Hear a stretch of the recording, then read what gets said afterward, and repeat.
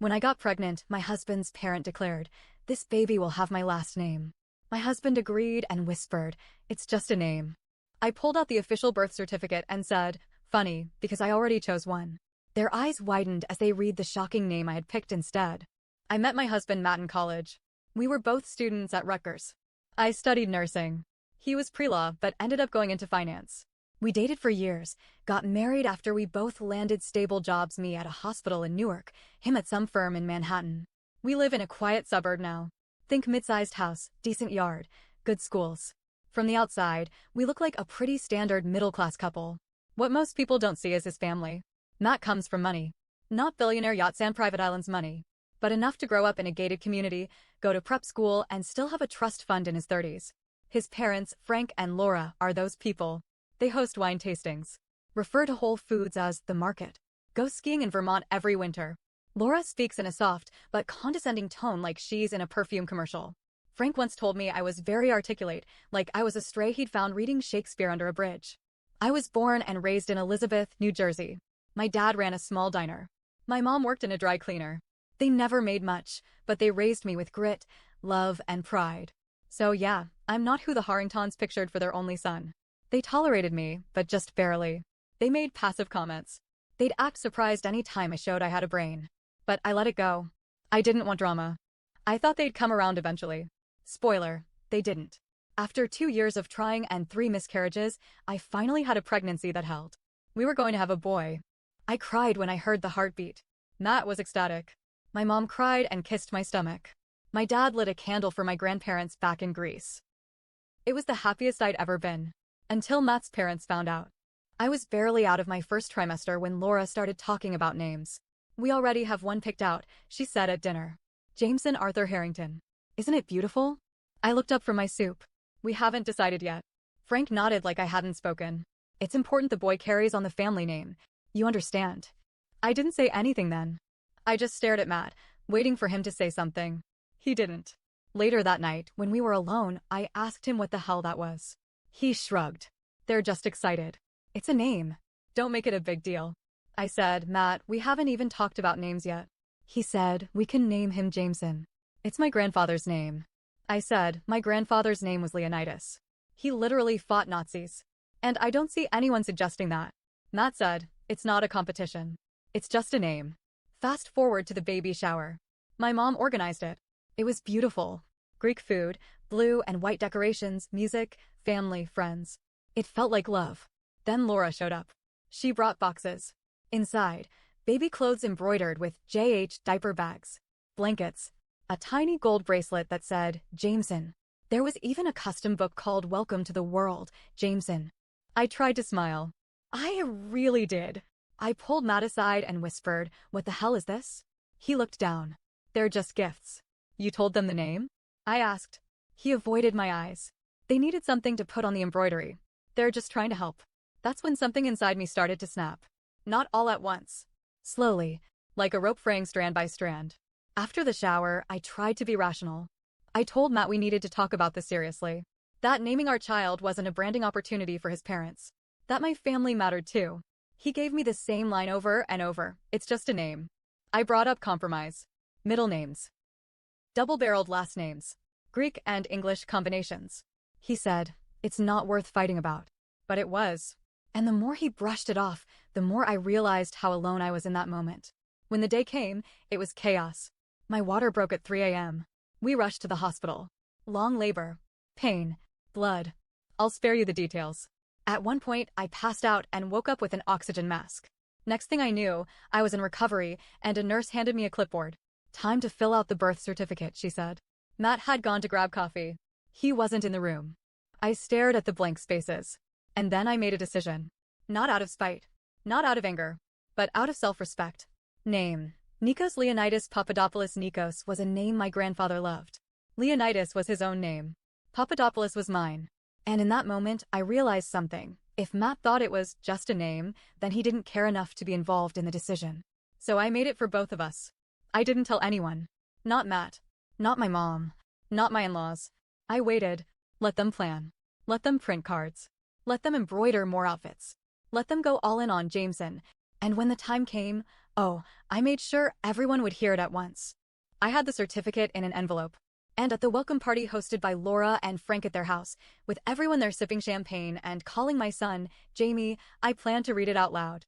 Let them learn the truth when there's no going back. My son's birth certificate said Nikos Leonidas Papadopoulos. Nobody knew. Not Matt. Not his parents. Not even my mom.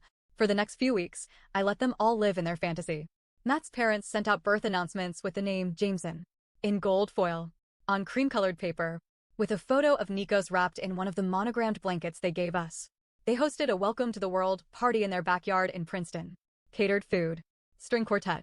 Someone handing out champagne near a fountain. Every single decoration said, JH. I said nothing. Because the real name was sitting quietly in a state-issued envelope in my purse. I waited until dessert. People were mingling, sipping espresso, nibbling on tiny lemon tarts. Laura clinked her glass. Everyone, she said, with that fake polite voice she always used around people she wanted to impress. We're so proud to introduce our grandson, Jameson Arthur Harrington III. Polite applause. A few gasps. Someone said, how regal. That's when I stood up. Actually, I said, that's not his name. The room went still. Matt looked up from his plate. I reached into my purse and pulled out the envelope. This is the official birth certificate, I said. We never agreed on a name. So I chose one. Laura's smile cracked like glass. I'm sorry, what? I opened the envelope and read it out loud. Nikos. Leonidas. Papadopoulos. The silence was deafening. You could hear a fork drop. Literally. Matt looked stunned. You didn't talk to me about this. You didn't talk to me either, I said. You went behind my back. I stared at him. You told me it was just a name. Laura looked like someone had shot her in the stomach. Frank actually stood up. This is ridiculous, he said. We already printed everything. Then you can throw it all away, I said. Calm. Steady. I hadn't raised my voice once. Then I picked up my son Nikos and left. Matt didn't come home that night. He stayed at his parents' place. When he finally came back the next afternoon, he walked in and went straight to the fridge like nothing happened. We need to talk, I said. Yeah, he said, not looking at me. We do. He didn't apologize. He didn't even ask how Nikos was. Instead, he said, you blindsided me in front of my whole family. I said, you let your whole family bulldoze me for months. They had a right to be part of this. And my family didn't? He looked at me for a second. I don't want to do this right now. So I didn't push. I fed the baby. I went to bed. And for the next week, we barely spoke. A week later, I found out something that made my blood run cold. My cousin works at the township clerk's office. She called me. Just so you know, she said, someone came in asking about correcting the birth certificate. What? I said. A man. Said there was a mistake in the name and wanted to start the process to change it to Harrington. My chest went tight. Was it Matt? She paused. He didn't give his name. But, yeah, pretty sure. I hung up. Waited. Matt came home late again that night. Same story. Long day at work. I didn't wait for him to say anything. I went straight up to him and said, if you ever try to change our son's name without my consent again, I will walk. Do you understand me? He looked caught off guard. I don't care what your parents want. I don't care what your last name is. He is my child too, and you do not get to erase that. Matt tried to backpedal. I didn't do anything. I was just asking what the process was. I stared him down. Don't test me. He went silent. 3 days later, I got a letter in the mail. From a law firm. It was addressed to Ms. Papadopoulos. It was a formal notice of concern from Laura and Frank Harrington. Not a lawsuit. Just a warning. They said I had manipulated the birth certificate process and that they were exploring legal options to protect their family legacy. I laughed. Out loud. Alone in my kitchen. And then I handed the letter to my own lawyer the next morning. He read it, chuckled, and said, it's crap. But it's aggressive crap. You might want to get ready for more. This is where things get weird. Because a few weeks later, I got a knock on the door. A woman stood there. Maybe late 40s. Nervous smile. Holding a plain envelope. Are you married to Matt Harrington? She asked. I said yes. She handed me the envelope. This is for you. She walked away. Didn't wait for me to open it. Inside? Photos. Of Matt. With her. And with a little girl. One photo had Matt holding the girl at a beach. The date was 3 years ago. Before Nikos. Before I was even pregnant. On the back, someone had written, just thought you should know. He wasn't just picking names for your baby. I stared at the photos for a long time. Then I put them in a drawer. And sat on the floor next to Nikos' crib. He was sleeping, peaceful. Completely innocent. And I thought, This wasn't just about the name anymore. So now I had a stack of photos in my hands. Matt. With another woman. With a child who looked about 4, maybe 5. The math was mateing, and I didn't like where it was going. There wasn't a letter. No explanation. Just the pictures. On the back of the last one, in neat handwriting, it said, "You deserve to know who he really is." And that hit me harder than anything else. Because deep down, I think I already knew. For 3 days, I said nothing to Matt. I needed time to think. To breathe. To plan. I kept things normal. I made dinner. I fed Nikos. I texted my mom. I went through the motions. But I was watching him closely. Matt was acting weird. More distracted than usual. Looking at his phone a lot. Barely speaking to me. Every time I asked him something simple like, "Can you take the trash out?" he jumped, like I was holding a gun to his head. He knew. He knew I knew something. But he didn't know what. And I liked keeping it that way. Day 4. I got an email from a burner Gmail account. Subject: check the private storage unit. No message. Just an address and a code. Now, listen, normally, I'd delete something like that. But after the photos, I couldn't ignore it. So I called my cousin again, the one at the clerk's office. Told her I needed a favor. She met me in her old Jeep, parked outside the storage unit on Route 27. We typed in the code. The door clicked open. Inside? Boxes. Old ones. And not just random junk. There were documents, all in Matt's handwriting. Letters. Journals. Financial statements. Bank accounts I'd never seen. Withdrawals from our joint account I didn't remember approving. Thousands. Tens of thousands. Some were wire transfers to a woman named Isabel R. in Trenton. I found a passport with his name and a different address listed as permanent residence. And then I found the real kicker, a paternity test. Matt. And a girl. Dated 4 years ago. Confirmed, he was the father. When Matt walked through the door that night, I was sitting in the living room with the photos, the emails, and the documents all laid out on the coffee table. He froze. "What's this?" he asked. I didn't answer. He looked at the photos. The envelope. The bank papers. He sat down slowly, like someone realizing the world was about to fall apart. "Say something," he said. I said, "Do you know what the worst part is?" He didn't answer. "The worst part isn't that you cheated.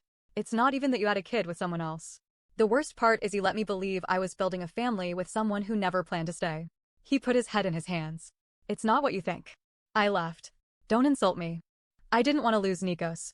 Then maybe you should have thought about that before you tried to erase him with a fake name and a fake legacy. Just when I thought this couldn't get any worse, it did." That night, while Matt was upstairs sulking, I called the number listed under Isabel R. from the bank statements. I didn't expect her to pick up. I didn't expect anything. But she did. And when she answered, she didn't sound confused. Or angry. Or surprised. She said, "I was wondering when you'd call." Then she said, "You're not the only one who got played." I thought I was the only one. He told me you were his ex-wife and that Nikos wasn't his kid. He said he just needed to stay in touch with you for appearances. My jaw dropped. He told me he was coming back. That he just needed time. That he was waiting on some family inheritance drama. Then she said something I'll never forget, "And now you're telling me you named your baby Papadopoulos?" Oh, girl. They're going to lose their minds. Sitting on my couch. Baby monitor next to me. A lawyer's number in my contacts. A secret child in the picture. 2 women. 1 liar. And a family of control freaks who still think this is about embroidery and silver baby rattles. It's not. It's war. And I haven't even started yet. The night after the call with Isabel, I didn't sleep.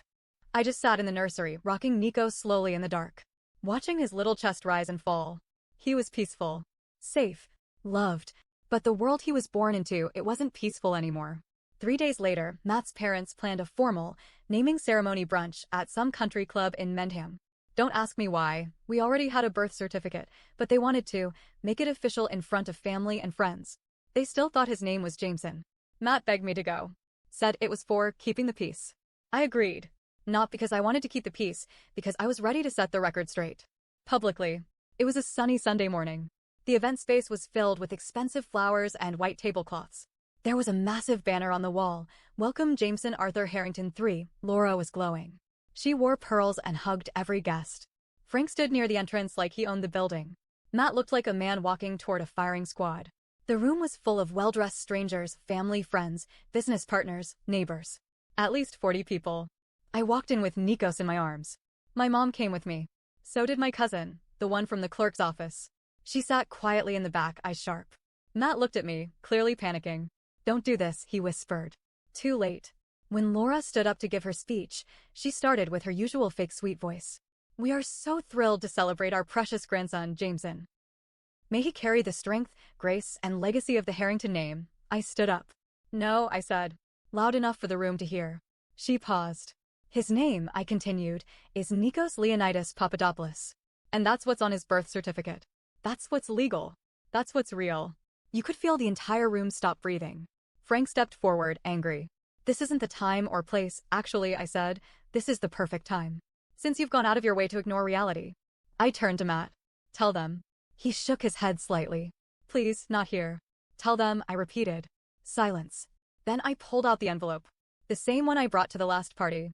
Inside, copies of the birth certificate and the wire transfers. And the photos. I handed them to Frank. He flipped through. His eyes widened. Laura reached for them. She gasped when she saw the child in the photo. Her hand flew to her mouth. Matt was dead silent. Then I said, your son has another child. A daughter. With a woman he was seeing while we were married. And he's been sending her money for years. Gasps. Also, I added, he told her I was his ex-wife and that our baby wasn't his. I looked at Matt. Still want to talk about names? Laura dropped the papers. You cheated on her? She asked Matt, voice shaking. Matt didn't answer. While she was pregnant? It's not that simple, he mumbled. Frank stepped in, furious. You lied to us? You told us she was the problem. That she was controlling. You dragged our name into this and you have another kid. Matt finally snapped. I didn't plan for any of this, all right? It just happened. Isabel was supposed to go away, but then she kept calling and Laura slapped the table. Enough. The room was in chaos. People whispering, staring, judging. My mom sat like a statue, holding Nikos now. My cousin crossed her arms and said out loud, looks like someone finally got caught. Matt turned to me. You ruined me, he said quietly. I looked him in the eye. You did that yourself. And then I walked out. He didn't follow. No one did. I drove home with Nikos and my mom. I didn't cry. I didn't scream. I just breathed. And for the first time in months, it felt clean. Matt stayed at his parents' place for a while. Then he moved into a one-bedroom rental near Hoboken. We started divorce proceedings 2 weeks later. He didn't fight for custody. He knew he didn't have a leg to stand on. But he sends child support on time now. My lawyer made sure of that. His parents? They cut him off for a while. I don't know if they've forgiven him. I don't really care. But a strange thing happened. Laura sent me a letter. Handwritten. A month after everything blew up. She wrote, you were right. We should have listened. I don't expect forgiveness, but I wanted you to know I see Nikos' family now. And Papadopoulos is a strong name. She signed it, from one mother to another. I didn't do this for revenge. Not really. I did it because I had to stand up for myself. For my son. For every time someone tried to push me into silence and called it tradition, or respect, or family. I don't regret a single word I said. Or a single thing I did. And every night, when I tuck in Nikos, I whisper his name softly. Not because I need to remind myself, but because I love the sound of it. Because he's mine. Not theirs. And he always will be.